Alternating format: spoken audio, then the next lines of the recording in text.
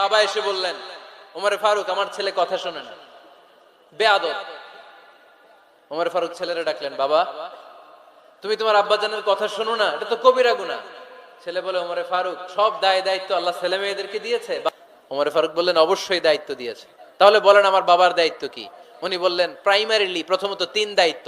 Ian তাকিয়া উম্মা, পৃথিবীর প্রতিটি বাবার উচিত ছেলেদের মেয়েদের জন্য ভালো মায়ের ব্যবস্থা করা। 2 নম্বরে আইয়ুহসিনা ইসমা, সুন্দর তার একটা নাম রেখে দেয়া। 3 নাম্বার ইউআল্লিমাহুল কিতাব, তার আল্লাহর কিতাব শিক্ষা দেওয়া। এবার ছেলেকে আমার আব্বা 3টার একটাও করে নাই।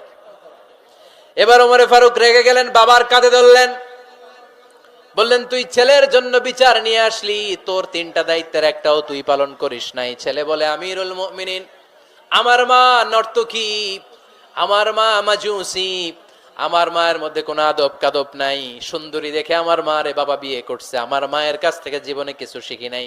2 নাম্বার সাম্মানি খানফাসা, আমার বাবা আমার নাম রেখেছে চামচিকা। কি নাম রাখছে? এটা নাম হইলো একটা? এরকম উল্টাপাল্টা নাম আছে না নাই? না, এগুলো রাখবেন না।